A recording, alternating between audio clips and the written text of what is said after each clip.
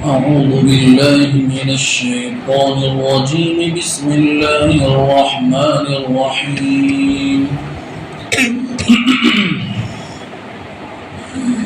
اذهب أنت وأخوك بآياتي ولا تنيا في ذكري اذهبا إلى فرعون إنه طغى فقولا له قولا لينا لعله يتذكر أو يخشى قال ربنا إننا نخاف أن يفرط علينا أو أن يطغى قال لا تخافا إنني معكما أسمع وأرى صدق الله العظيم.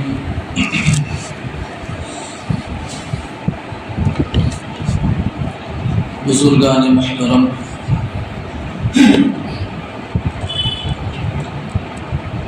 شروع کی آیتوں میں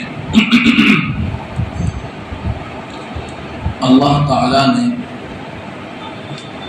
حضرت موسیٰ اور ان کے بھائی حضرت ہارون علیہ السلام کو تبلیغ دین کے سلسلے میں دو حکم فرمائے. ایک عام حکم فرمایا، اذهب انت واخوك بآیاتی، کہ اے موسیٰ تم اور تمہارے بھائی میری نشانیاں لے کر، میرے معجزات کو لے کر اپنی قوم کے پاس جاؤ اور تبلیغ دین کا کام کرو، اللہ کی توحید سمجھاؤ. اور دوسرا حکم خاص فرمایا کہ خاص فرعون کے پاس جاؤ تبلیغ دین کے لیے. اذهبا الى فرعون انه طغى، کہ تم دونوں فرعون کے پاس جاؤ کہ وہ حد سے نکل چکا ہے. یہ خاص حکم فرعون کے لیے. لیکن آگے اللہ تعالیٰ نے ساتھ میں ایک ہدایت فرمائی، فَقُولَا لَهُ قَوْلًا لَيِّنًا لَعَلَّهُ يَتَذَكَّرُ أَوْ يَخْشَىٰ. تم دونوں جا کر اس سے نرم بات کہنا، شاید کہ وہ نصیحت قبول کر لے یا اللہ تعالی سے ڈر جائے. اس آیت کریمہ میں ہمارے لیے کئی باتیں سمجھنے کی ہیں. پہلی بات تو سمجھنے کی یہ ہے کہ اللہ تعالیٰ نے حضرت موسیٰ اور ان کے بھائی حضرت ہارون علیہ السلام کو مغرور فرعون کے ساتھ نرم لہجے میں بات کرنے کا حکم کیوں دیا؟ کیا وجہ ہے؟ علماء کرام فرماتے ہیں کہ حضرت موسیٰ علیہ السلام کا فرعون کے اوپر حق تربیت تھا. فرعون نے حضرت موسیٰ کو پالا پوسا تھا اور بچپن میں فرعون نے حضرت موسیٰ کی پرورش کی تھی.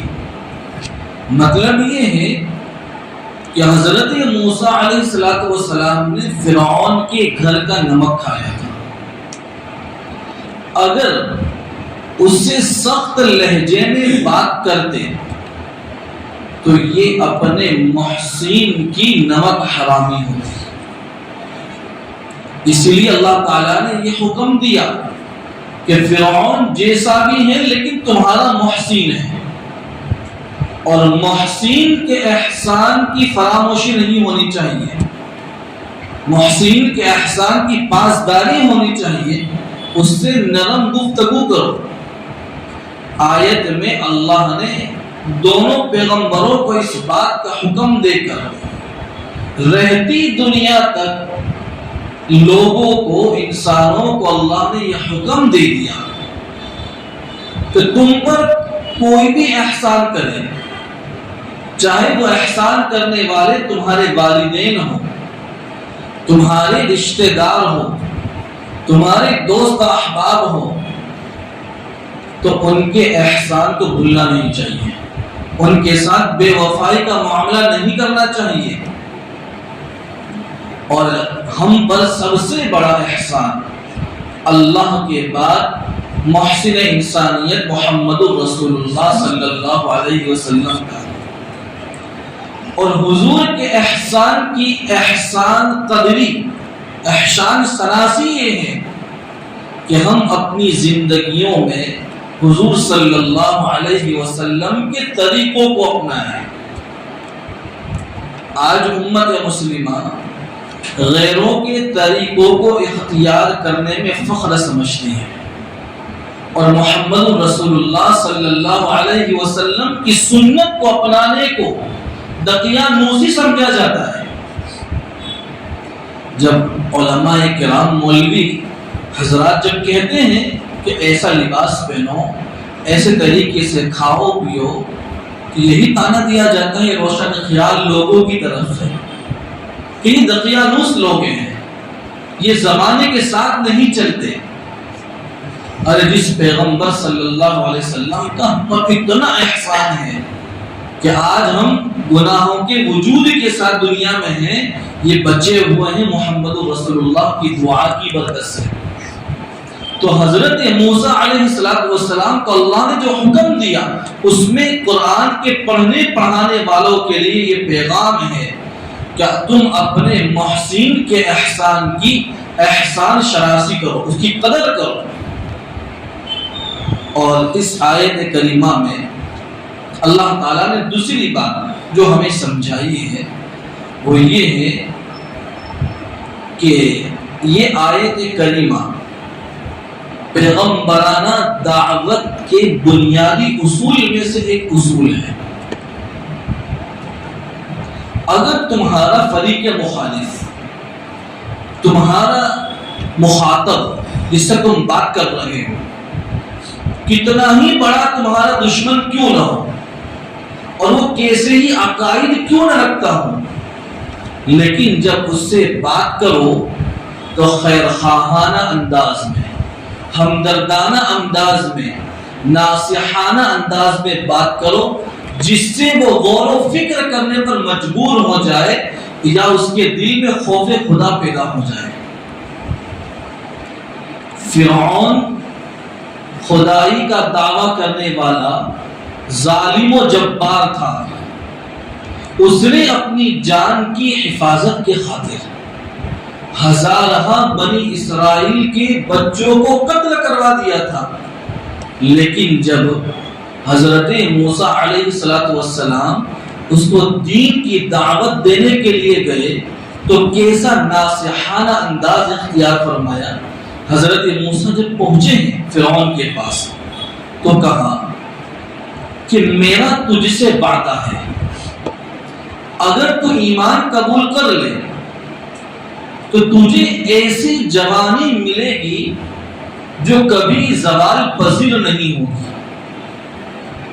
اور تجھے ایسی بادشاہت ملے گی کہ مرنے کے وقت تک بھی تجھ سے کبھی چھینی نہیں جائے گی، اور کھانے پینے جماع کی ایسی لذت نصیب ہوگی جو ہمیشہ باقی رہے گی، اور جب تو مر جائے گا تو تو جنت میں جائے گا۔ حضرت موسیٰ علیہ السلام کی یہ بات فرعون کو بہت اچھی لگی، لیکن فرعون کسی بھی معاملے میں اس وقت تک کوئی حتمی فیصلہ نہیں کرتا تھا جب تک وہ حامان سے مشورہ نہ کر لے۔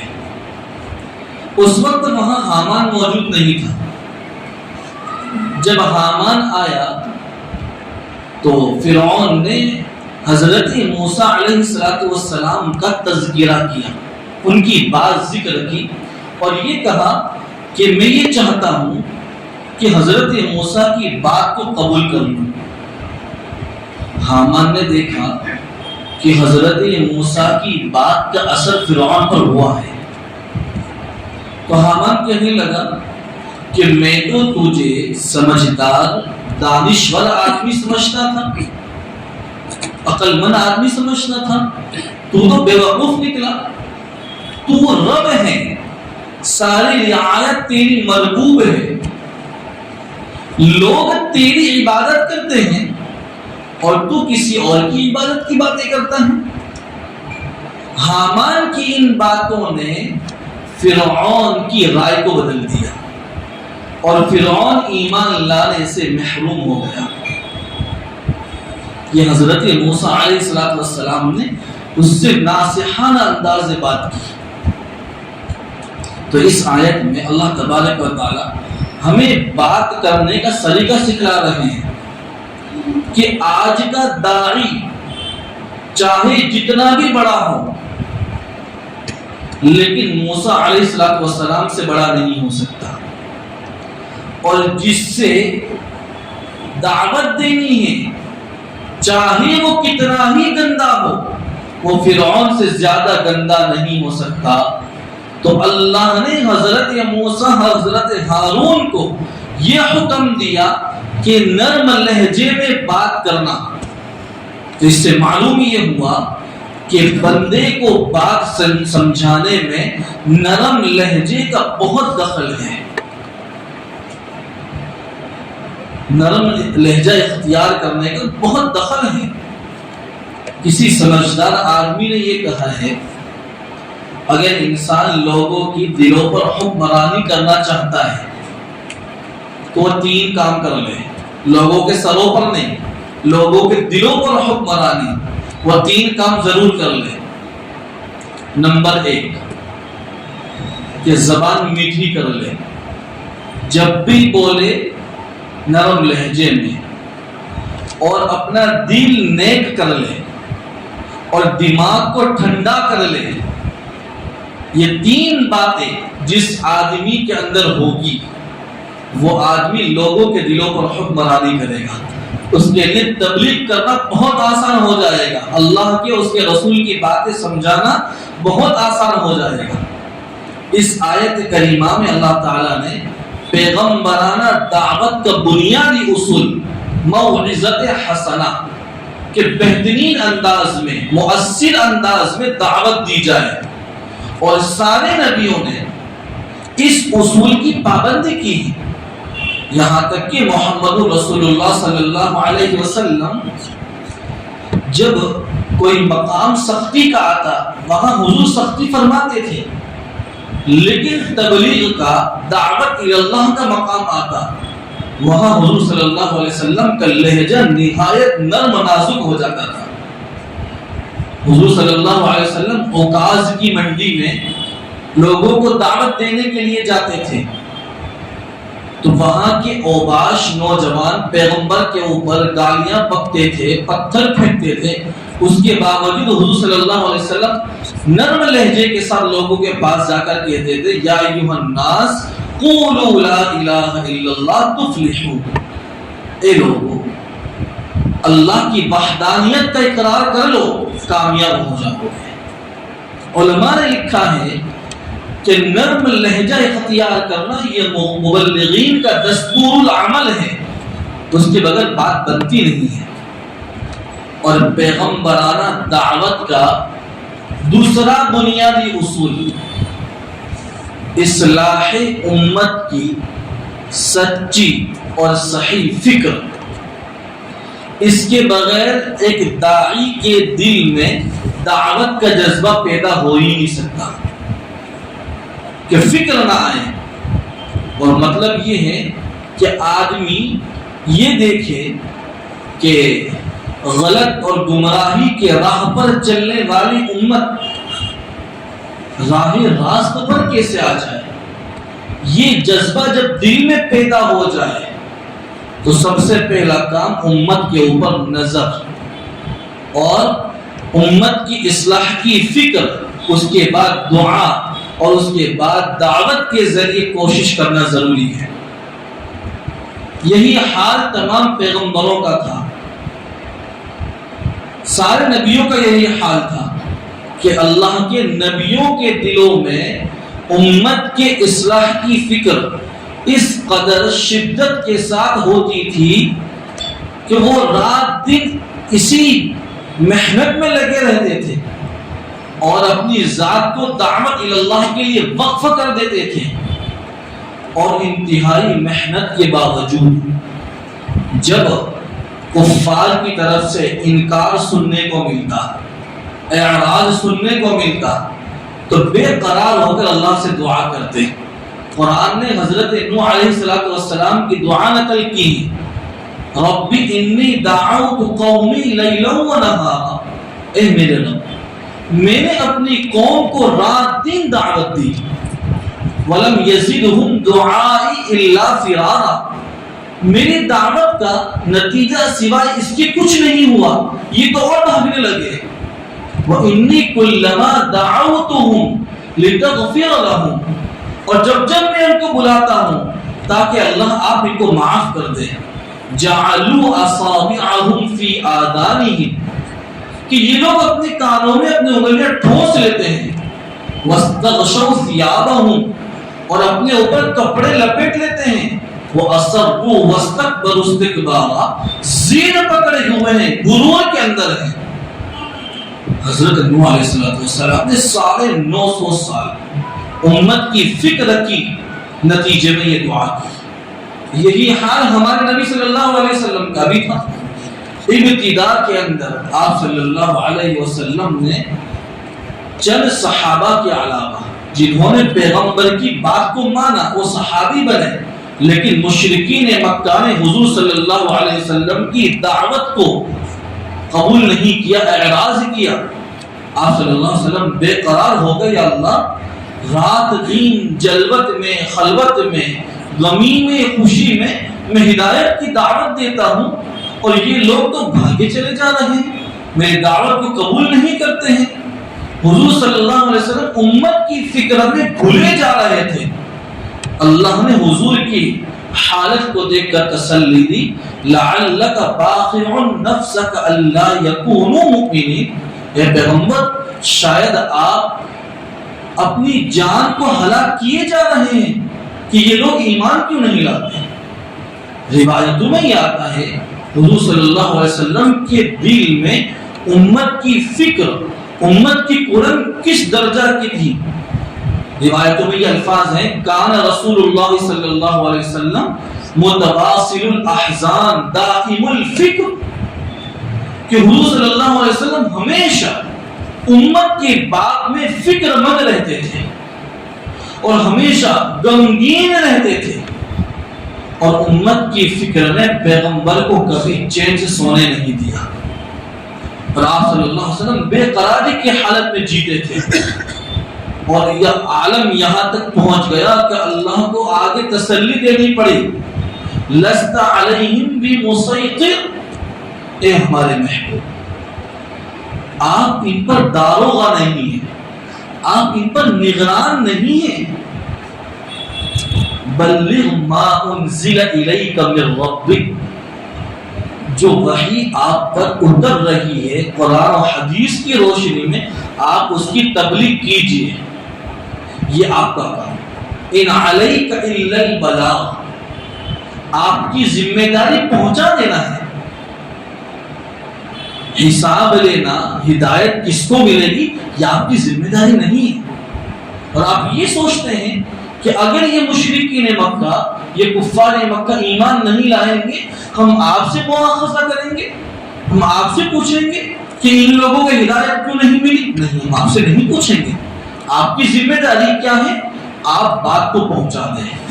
وَلَا تُسْأَلُ عَنْ أَصْحَابِ الْجَحِيمِ، ہم جہنمیوں کے بارے میں تم سے نہیں پوچھیں گے، ان سے پوچھیں گے کہ تم جہنم میں کیوں آئے ہو؟ تمہارے پاس تو نبی آئے تھے، نبی کی امت آئی تھی سمجھانے کے لیے۔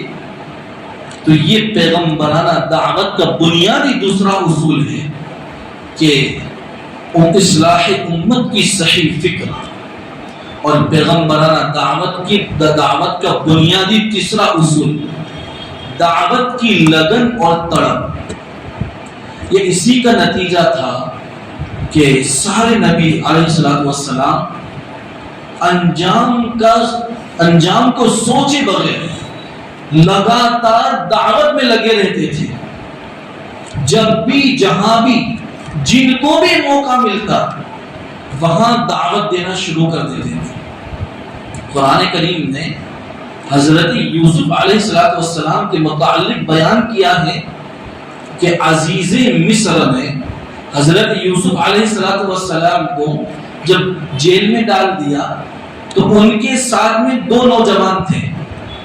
وہ ایک لمبی مدت حضرت یوسف علیہ السلام کے ساتھ رہے ہیں، لیکن وہ دونوں جیل سے پہلے رہا ہو گئے. اور اس وقت بادشاہ نے خواب دیکھا تھا اور خواب کی تعبیر کا صحیح علم اللہ نے حضرت یوسف علیہ السلام کو دیا تھا. وہ دونوں ساتھی جانتے تھے. تو وہ انہوں نے بادشاہ کو یہ کہا کہ آپ کے خواب کی صحیح تعبیر وہ یوسف جو ہے قید خانے میں وہ بتائے گا.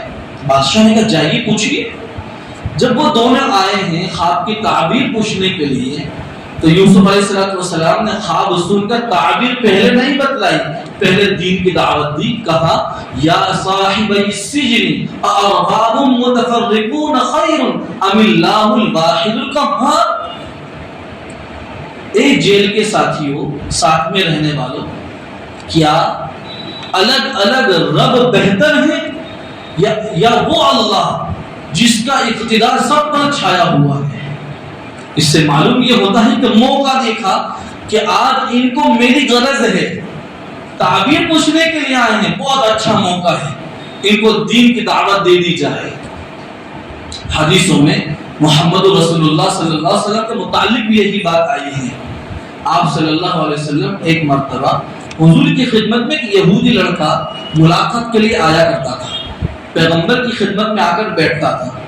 جب وہ بیمار ہوا تو حضور صلی اللہ علیہ وسلم اس کی عیادت کے لیے تشریف لے گئے اور جا کر اس کے سرہانے پر بیٹھے اور اس کی خیر خیریت معلوم کرنے کے بعد آپ صلی اللہ علیہ وسلم نے دین کی دعوت دینا شروع کی. اس لڑکے نے اپنے یہودی باپ کی طرف نظر اٹھا کر دیکھا. وہ سوال کرنا چاہتا تھا میں ان کی بات کو سنوں کہ نہ سنوں.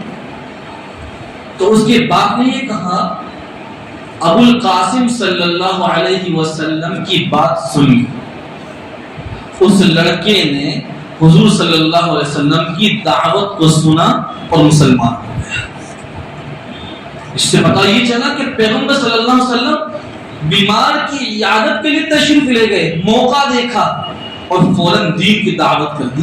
یہی داعی کا مزاج ہونا چاہیے کہ اس کے دل میں دعوت کی لگن اور کڑن اس انداز کی ہونی چاہیے کہ جب بھی موقع ملے، جیسا موقع ملے، اس موقع کی مناسبت سے دین کی بات کرے.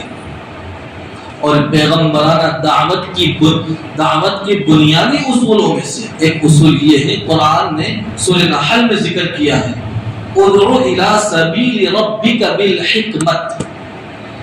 اے پیغمبر آپ لوگوں کو اپنے رب کے راستے کی طرف بلائیے بالحکمت، حکمت کے ساتھ. حکمت کا مطلب یہ ہے کہ سامنے والے کے سامنے، اپنے مخاطب کے سامنے نہایت مضبوط اٹل مضامین اور دلائل کو بیان کرے جسے سن کر عقل مند طبقہ اپنی گردن جھکا لے. دعوت مع الحکمت یہ بہت اہم چیز ہے، اسے سمجھنے کی ضرورت ہے. اس کی مثال قرآن کے اندر ہے. حضرت ابراہیم علیہ السلام جب نمرود کے دربار میں حاضر ہوئے تو نمرود نے سوال کیا، وہ بھی خدائی کا دعوے دار تھا، ابراہیم تمہارا رب کون ہے؟ تو حضرت ابراہیم نے کہا اذ قال ابراہیم ربی الذی یحیی و یمیت. حضرت ابراہیم نے کہا کہ میرا رب وہ ہے جو لوگوں کو جلاتا ہے اور مارتا ہے. تو نمرود نے کہا قال انا احیی و امیت کہ میں بھی جلاتا ہوں میں بھی مارتا ہوں.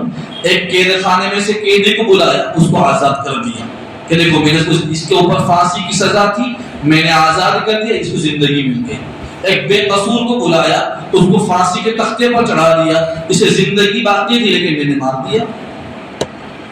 اس موقع پر حضرت ابراہیم علیہ السلام نے ایک دلیل اور پیش کی, کہا وَإِذْ قَالَ إِبْرَاهِيمُ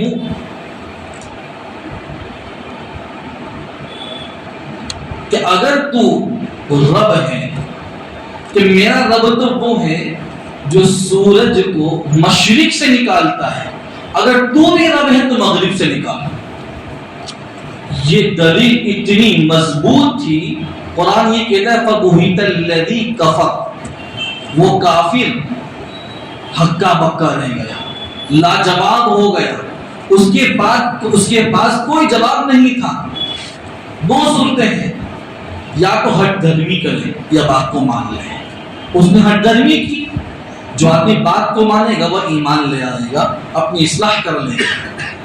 دعوت مع الحکمت یہ اتنی اہم چیز ہے. میں بسط احترام ہمارے تبلیغی بھائیوں کو ایک مشورہ دینا چاہوں گا, اسی لیے کہ بعض مرتبہ جب ایسی باتیں میں یہاں کہتا ہوں تو لوگ مجھے شاید سمجھتے ہوں گے کہ دعوت تبلیغ کا مخالف ہے. میں مخالف نہیں, میں سب سے بڑا معاون ہوں, اور میں خود دعوتی تبلیغی آدمی یہ قرآن کی تبلیغ تو کر رہا ہوں یہاں بیٹھ کر. ہمارے ساتھی جب بات کرتے ہیں تو اصل تبلیغ ہے علم کی.